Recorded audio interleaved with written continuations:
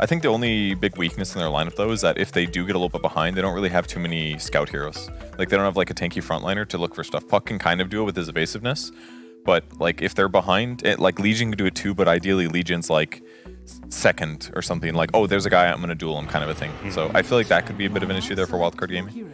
So Pango 3, I guess. Wyvern 4. No, it is going to be Pango or Winter Wyvern 3. Okay. For a Bloodthorn against Puck, maybe? I mean, they're anticipating beating the Luna plus Disruptor lane. It's very hard for Wyvern to last hit, one of the weakest laners in terms of damage, especially against Luna. And what's the support? Disruptor, probably. Disruptor. So yeah, even Disruptor deals serious amount of damage, so they need to be very active. They need to do stuff with maybe First Blood, put 3 heroes stop, get the good stuff going on, get the First Blood possibly on Wyvern, get him some extra damage. Not a big fan, you know. It's still a save for Legion Commander duel, but Puck solo kills you. Puck is going to target you every single time. It's not a support Wyvern, so you're going to have a bit more farm. Still very hard matchup for Wyvern. What you got for me, Purge? I mean, they've got good anti-death ball with it, right? Like with Luna Aura, it's making all of them do a lot of damage. If you Winter's Curse one of those guys, they're going to slap each other, do a bunch of damage. So it has some counter push, some team fight presence. The lane stuff, it's going to be weird. I mean, that was their last pick, right? Like they're like, yeah, it's not like gotcha pick. I mean, maybe it is. Maybe they got never gotcha, see it coming. Zero. I gotcha. Maybe Arkosh win. I mean, today's the day of unpredictable things. Black and Yellow beating Evil Geniuses. Arkosh Gaming winning their first Division 1 game. Anything's possible here in North America. Let's send it on over to SVG and Moxie. Anything is indeed possible if you have enough summoning circles and blood and sacrifices. And I'm not sure if Forsaken Oracle being sacrificed multiple times in that game was enough. Looks like he got sacrificed again, though. This is a hard co-op game, I think. He has to play into a lot of disables, a lot of catch. His lane's not even going to be that easy for him. Maybe they need some different types of summoning circles. Well, they better figure it out soon. This is, like you said, going to be a very difficult co-op game. And then what do you think about this Winter Wyvern in the off lane? Very bold pick. I think this is a very situational offlaner just because his base damage is super low. He doesn't outlane a lot. And he's against arguably one of the strongest dual lane carries in the meta in that Luna. Plus a Disruptor. No chump himself. But First Blood always helps. No, maybe that'll be another sacrifice that will help unlock this Arkosh draft. Yeah, definitely does a lot. This First Blood gold swings lanes super heavily in the current patch, so Pale Horse definitely happy with that one. And they're having a little bit of fun here, already tipping Sammy over here. I think in general, though, you're going to want to pull waves with this Pango. I don't think you ever play this lane straight up for the early game. It's just way too hard. You're going to get destroyed in the right-click wards, so expect that from the bottom lane. And I think top lane, this Legion can have a pretty good time, too. As long as she doesn't lose too much regen on the first wave or something.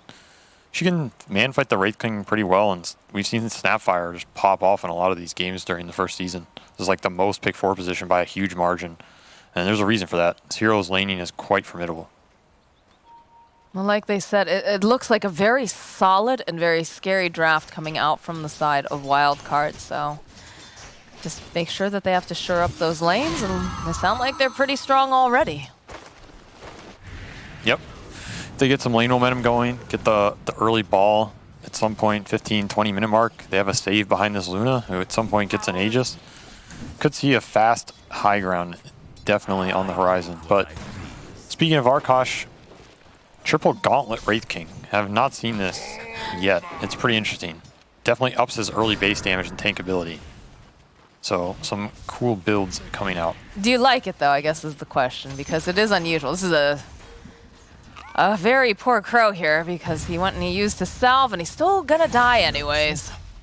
Yeah, I couldn't even get the pull through, just too much damage. Oh, Monkey, look at the damage that Monkey is also taking from the creeps, from Sammy. He just lost like more than half of his hit points there. Crow coming back in though. Might be able to punish Sammy for this move. Show crash forward. A couple of clicks. They use the Fairy Fire. They'll slow Not down that for a time. moment. It was close. It's going to go back in, too. A couple clicks over onto Crow. This is a hard lane, like you said. Yeah, I mean, they have the aura up now. Disruptor can just run in and start right-clicking them. It's a huge amount of burst damage from the double nukes coming out. But making this lane chaotic can also be a route in these lanes where you know you're definitely weaker. Just having a death here or there, it can actually pay off in the long run if the lane becomes just unpredictable. That's a route you can sometimes go, but definitely a rough one. Well, that's definitely something that I think Arkosh does well, is they're usually very unpredictable and Yeah, very that's true. chaotic in nature. Not think always by their own volition, The though. most unpredictable player of all time, in my opinion, probably Eternal Envy, was a master in making some of these side lanes just, you didn't know what was happening, and then you all lost the lane. So sometimes that is a route to victory. Do you have a favorite Envy story where he totally surprised you? There was a period where he built a meta around going verse Darkseer with Mirana with like 6 mangoes or something ridiculous. And his idea was you just arrow the ion shell creeps and like arrow the big creeps and you neutralize his lane presence. And I don't think it panned out very well. I was about to say, I don't remember that becoming the meta by any It did not means. become the meta. But how long did he try to make it the meta, I guess, is the question. We played it a couple times. His Mirana was quite good. He usually lost the lane terribly, but then he made some good moves and came back. So sometimes Dota's not always about the laning phase, right? It's about what you make with the resources you have, and sometimes you can be quite far behind and still make stuff happen. That is the power of a hero like Wyvern. You're going to go there, you're going to lose the lane, but who cares about the lane? Nobody cares about the lane. I thought you were going to say that's the power of Jackie Mao for a moment. That is also the power of Jackie Mao, you know? You lose the lane, you lose the mid game, you lose the late game, you lose all your Raxes, but then you win. That is Dota. It's about the throne. Man, that is so true. There have been many instances of just sitting there not sure how long this final series is going to last because it had Eternal Envy in it, and Lord knows it could go 15 minutes or it could go 90 minutes. Depends on what he felt like that day. Very true. So that is the spirit I would like to see Arkosh channel. Which is funny though, because the other team is named Wildcard, and I would say that Eternal Envy also fits that team name quite nicely. But we need some chaos. Give us some chaos. Give us something really crazy that they're not going to expect. Courier snipe. He got the helm on the courier before it gets the Pale Horse. Oof. That is a lot of gold going to be missing for a while. Meanwhile, Divine Llama has his own. So he has the helm and double gauntlet. Pale Horse has no helm, but triple gauntlet. 5 gauntlets in the lane. Looks like they're trying to get aggressive. Oh my gosh. Skeletons do a lot of damage at this point. Huge ink swell too. Yeah, But- the Vilama taking some clicks here. He's tanky. He needs more damage. Oh, the Inkswell though, slowing them down. The boys, the lads, the Skelly men. Gonna chase after Divine Llama. Not quite enough damage, but Pale Horse, he's diving hard for this. Monkey looks like he is gonna fall in the bottom area. Divine Llama hiding in the tree line. Pale Horse, oh no! That's a little embarrassing. Yeah, I mean, they got a really good trade out of the skeleton usage, but pushing the advantage just a little too much. Maybe if you had that helm. Little things add up, right? They really do. But Forsaken Oracle, he's having a better game this game than he did last one. That's for sure. As you say that, you just cursed him. Go for the Sonic Wave. Did I, though? Oh, no, you did. Never mind. Who's Are you cursing sure- who? Are you sure you shouldn't be named Forsaken Oracle? You saw that coming. You almost wish the support didn't TP into sharing the XP if he got any, but blinking forward too. No, he wants Esk pretty badly here. It's bottling up. Set another scream. Does connect. So Esk, He got him, I think. yeah, I think he's dead. Just wait patiently. Wait for that Oh, sweet no. release of death to come. Low level dagger. But got a little damage on the tower with the catapult and a nice turnout with that Sonic Wave, so he's definitely doing better this game than the Pugna game. Oh yes, it's So that because was a very low bar. he got slaughtered. The bar was very low after that, but no, it is nice to see that Forsaken Oracle having a little bit better of a time in the mid lane this time around. Sammy getting clicked away by Crow. Should be able to get the kill, but Crow most likely going to fall here. They have the vision and they have the damage. This is where Wyvern can... Ooh, Pale Horse. The aggression. Oh, there it is. Last hit coming out from Alex. I mean, this lane's just... This is the power of Snapfire. You get the cookie on, you get the minus armor, double hero, right clicks. Takes down these carry heroes pretty fast. It's about positioning too. It does have some very nice ways to get the hop on with the cookie, scatter blast, and also just the fact that they changed Little Shredder, right, to remove armor just makes it so value. Yep. Wraith King, he's not even going to go back that lane. He's done with it. Doesn't want to face the dual threat, so he's just going bottom. He has a couple skeleton charges, so he'll try and just push the tower. The hunt is on for Eves. Don't have any way to quite get their hands on Eves though, so teleport out. This is probably a decent move. I don't think he can really go back top. He could go to his own jungle and just jungle through with the skellies, but I actually really like when people use this Wraith King to take the early towers. I think it's where the hero excels, and it's where he can provide a value that you don't get from a lot of other carry heroes, because there's not a lot of other carries that make these early moves as efficiently or as quickly. And you don't want to just sit here and hit this tower forever as a carry either, right? There's like some Terrorblade with meta or some early Juggernaut rotations, but I think Wraith King, more people should actually make these early moves with the skeletons if they're in a position to do it. So I like this move. It's interesting too, the fact that, you know, you're saying they should make these moves by choice, but I would almost argue that Pale Horse kind of was forced into this area, right? Yeah, this isn't the exact way you ideally want to do it, you know, off of death, but it's a good way to salvage his game to a degree instead of just going back in a situation that doesn't bode well for him. That's true. Insanity is the repeated actions over and over expecting a different result. Or working with slacks, you know. That's actually very fair. That's probably a more apt definition. Crow creeping around a little bit in his jungle does see that it is fully infiltrated here by several heroes on the side of Wildcard. Monkey trying his best to keep pushing out the wave, but the onslaught is on here in the middle lane. Crow still waiting patiently. They see Sammy. They could swell an invis in. There's Sentry though. They could, but they're not gonna fall for that right now. This map setup can be pretty good for Arkosh. They're going to make a smoke play here, but Wraith King's really happy with this map setup because he's just going to farm everything regardless of what ends up happening in this mid-engagement. Forsaken Oracle jumping forward here over onto Esk. Does have that ink swell. Sammy trying to just walk away. Gets the glimpse off over onto Forsaken Oracle. Gremlo just going to throw off a couple hits here with Esk. And that's just like that is over. Pale Horse does make his own rotation here as well. So they're starting to move as a 4-core unit here. Of course, Crow up in the top lane, trying to just keep pushing them off of this tower, trying to keep it alive a little bit longer. Is this the way that they should be playing this right now, though, for the side of Arkosh? I feel like Wraith King should just farm out bottom and not be too overeager to join these fights unless they're really going to commit for these towers. And I think this mid tower is just, it's too hard to commit for this early, so you didn't get a lot of value out of that skeleton usage. And that's your best comeback mechanic, right? It's best farming mechanism. It's the way he's going to accelerate in this game and overcome potentially some Mask of Madness Luna farming ancient stacks that they are just not in a position to contest. So I think they have to be careful with how they distribute the farm in this game and the engagements that they take. They also kind of need these support ults, right? Pango's not doing much without his role. Grim really wants his ult in terms of, I mean, there's nothing direct to combo with it, but even just more levels on this hero, getting more points in any of your nukes. Getting level 3 in Phantom's Embrace is a huge deal for this hero. Sometimes that's just worth more than your ult itself, so. I think it's okay sometimes to try and hit your timings and not force something that isn't really to your benefit. But Forsaken Oracle does want to get a lot of value out of these quap ults, so the more they can play with that off CD, the better.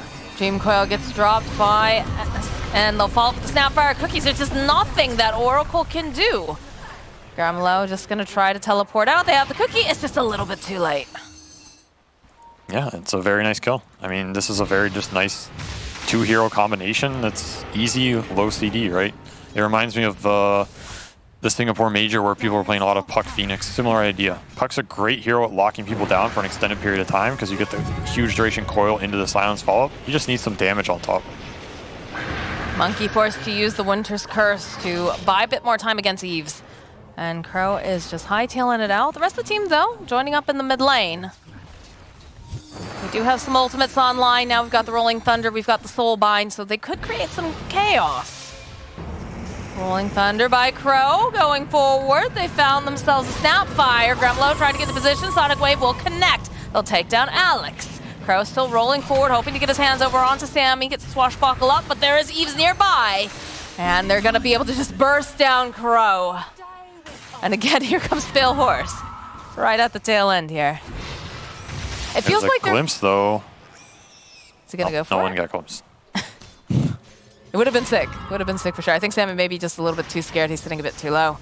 But it feels like this time around they're playing the way that you wanted to see them playing game number 1. The way that Arkosh was just running at people. This time around you want to see Pale Horse farming, much like Eves is doing here. But they're all just clumped together a lot this time and all moving as 4 and then 1 more coming in a little bit too late. Yeah, it's a bit too much clumping. Their heroes are not that great at engaging aggressively at this point in the game. I mean, who's jumping this Pucker Legion and disabling them for the rest of their heroes to gap close? It's not that easy. The fights they want to take are almost reactionary. They want Wildcard to push into them.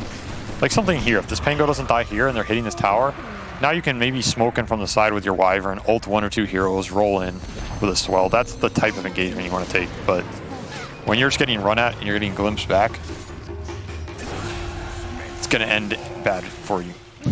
Is indeed. That was some dual damage placed over onto the Legion Commander. And they lose a tower over in the mid lane. Arkosh just struggling today to find their footing. But Wildcard looking real tidy. They're making some really nice moves. They've got some nice drafts. And they're making it happen. Yeah. And Divine Llama really has not had to leave this side of the map at all. No, he's just farming it up. It's like the dream, right? Yeah, pretty much. I mean, he already has Armlet Blink 13 minutes in. You can't ask for a much better start. Now he just wants to run around and duel anybody you find, basically. As long as there's not an Embrace behind him. He's almost going to solo kill some of these cores with this huge timing he has. So he's a massive threat on the map right now. Now, when you're a massive threat like this, is this a situation where you do just continue farming, or do you want to be making these plays and moving around and making the space for Luna? No, he definitely wants to get aggressive. He wants to get to the enemy side of the map, be threatening the Quap, threaten the Pango, the Grim support duo, be looking with his supports to set stuff up, because he's the best setup for a Static Storm follow-up, a Snapfire's follow-up. Like, any Blink duel is almost good, because they'll, I mean, or you just Static Storm too. Over on 2 and to get a duel to boot. So there's no reason that they need to be afraid of the Wyvern. Gremlo dies, Sammy throwing out that XD. The roll coming through, the follow-up though. Divine Llama, he just gets burst down. The Sonic Wave and Crow getting the final hits. Just poking gently here, putting some more damage over onto this Wraith King. Sammy got to run away from Pale. Oh, good cookie hop coming out from Alex, and they finish off Forsaken Oracle. No, they can't. S cannot do that much other than pop that reincarnation. See that tiny little piggy trying to run away. Another nice silence will prevent them from throwing out any more stuns, getting the jumps. A nice there. They'll finish off. Oh, God, Crow just becomes roadkill. As now the glimpse comes back in the rest of the team of Wildcard. They're here, and they're gonna give a murder. Oh, and they're not even done yet. They still see Forsaken Oracle.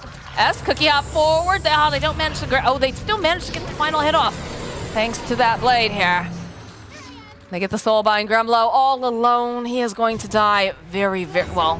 They wait for the duel. Oh my word. Monkey though, a nice Winter's Curse will be able to get a kill on S. Their greed for the dual damage makes them pay the price, giving Wyvern enough time to come in and get the return kill. But that fight lasted so long, Luna had time to run across the entire map and get there to finish off this Wraith King kill. So she's super happy about that, because it basically cost her nothing to come in and get that big kill. Oh God, Crow just walking right into Divine Llama. I bet he's wishing that he had that duel up again, because this would be some easy damage. But he'll settle for just a kill. Who needs duel when you just fight him anyway? That is a very, very aggressive way to look at that. I like it.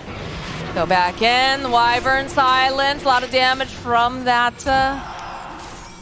Duel's coming up though. I know, they're waiting their time to like, oh, how nice. I mean, Forsaken Oracle's here, they could go for that. I mean, they're still gonna find Monkey. Looks like, yeah, Divine Llama waiting patiently. Oh, they want the dual damage off of Oracle. Do they have it? Look at the, oh my God, yes they do. Some more dual damage for Divine Llamas. They're chasing after Monkey. Monkey trying to fly away, but it's hard to fly away from this Wyvern, as in the top lane. Gremlo just trying to run, doesn't want to be anywhere near Esk.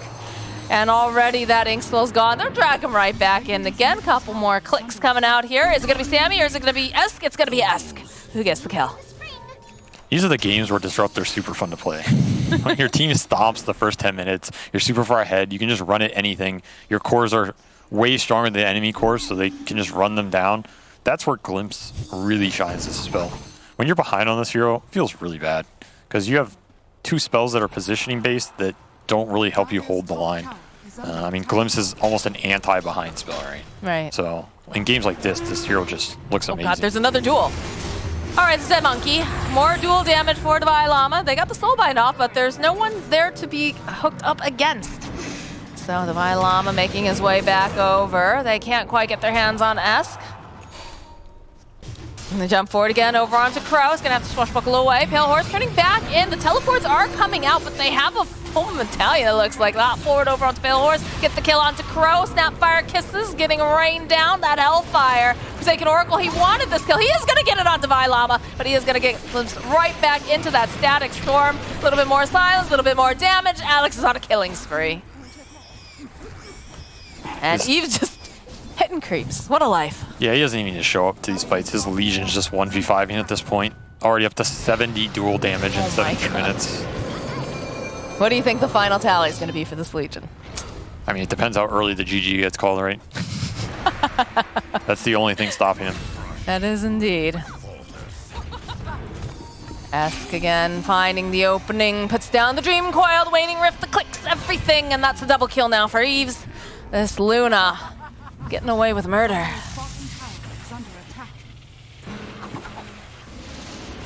Glimpse back again. They're not going to do anything else about it. They're just going to tell Crow, hey, hang out. Esk, though, deciding, oh, hey, there's a Pango here. Eves will get that kill on top of that.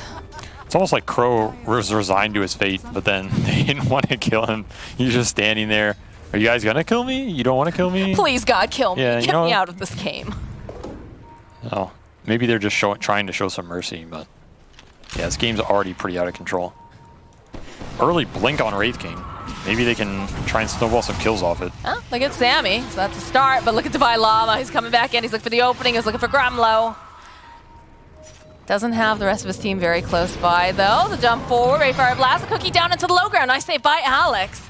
Scatter Blast will slow down Pale Horse just a bit. S popping back on in, though. See the buyback now coming out from Sammy. They want to be a part of this. That is the reincarnation. Eve's just running on over, looking for the opening. They'll find a pick off on the back lines. Divine Llama getting yet another duel victory. As Esk, they threw out the silence, they threw out the soul bind, but it just doesn't seem to be doing much other than slowing them down just a tiny bit. They want Grumlow. Look at this Esk following up, giving off the clicks, Waning Griff. They get a courier on top of that. There's no awards available for Arkosh. And there's no more Grumlow. Forsaken Oracle sitting very low. Look at Esk. He's always in the right place, right time. Waning Griff clicks down the Queen of Pain. Somebody stop these guys. They're on fire. Yeah, these guys have families, or, you know? Oh, Very look aggressive. at the giggles. Classic NA Dota flame. You're already winning. You know the game's over. Why not just flame your enemy anyway? When do they start walking down mid and breaking their items? It's probably, you know, 1 or 2 more series in this season. Okay, all right. You got to good. warm up to that. You got to build up to it. You can't throw that down in the first 2 series, you know. That's true. You got to save something. Oh, the glimpse back. That's always very embarrassing. That's also one of the best feelings, I feel like, as a Disruptor player, besides, you know, getting the big static storm. But you see that one guy teleporting in, send him right back to where he came. Yeah, that's not a great feeling. I've lost many team fights because of that. Oh boy, there it is, the Legion just cutting away over on the Wyvern. There's no team fight spell available for the side of Arkosh here when that happens. Eves is just teleporting out. He's like, all right, you guys got this. There's farm to be had. I'm gonna just keep padding the stats. And Nobody's fighting this Legion. One way to get around Embrace dealing with your duel is to just duel the Wyvern every time too, right? it's that easy. Look at this. Just waits patiently. He has the shard. And they have no way to save him. He looks very happy over here. Yeah, at this point, you just need to go together, because otherwise That's what they've been doing. you're just to us, feeding DPC. dual damage. go together, don't show Wyvern. Try and bait a duel on somebody that's not you, and then turn around with an embrace. That's your best bet, but this game's looking grim. 30-9 at 21 minutes, 15K net worth lead. Yeah, this is rough. Arkosh, though, they did smoke up, seeing, oh, right into S.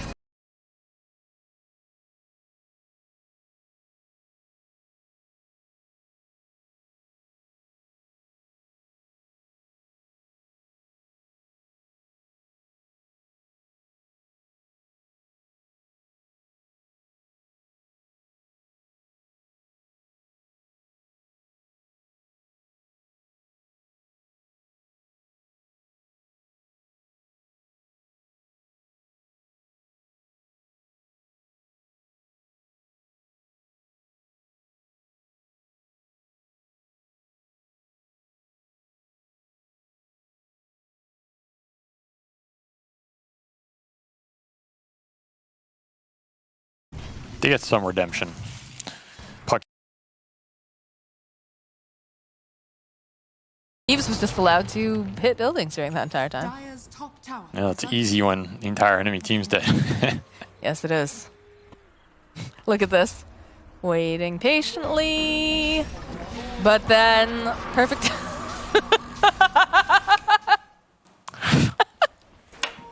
He knows his role. He knows his job. Happy to do it. The life of a support, you know? The life of a content creator, right? That's true, yes. He's just there to provide the reactions for Grumlow. That and dual damage.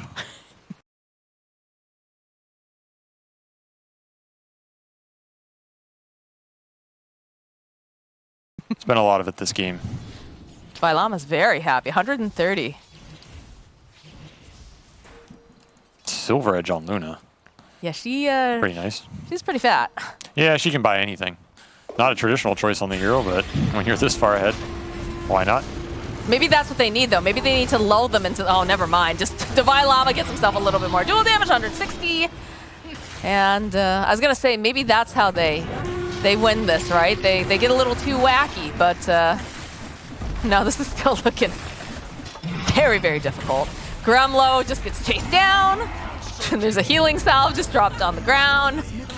I mean, he's trying to offer Please, God. the peace offering. You have to pause the game when you do that. You have to pause and say, please, beg for your life. Sammy Boy with the item kill.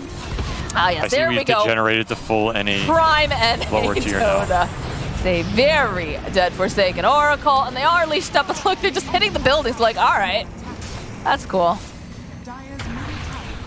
On the back lines, Crow. Oh, he's stuck. Ooh, my goodness. Oh, no, indeed. The Lamaus, the duels, everything is just going the way of Wildcard here. Oh, are they going to start fountain camping? Are they going to do it? Eves just wants to finish the game, though. Look at the building damage on Eves. At 24 minutes, could anybody have seen that? Could Forsaken Oracle have seen that? I mean, he just wants out of this game, you know? I almost feel like Wildcard is mad and Arkosh is just chilling. The tables have been turned to some degree. Just the Yule step.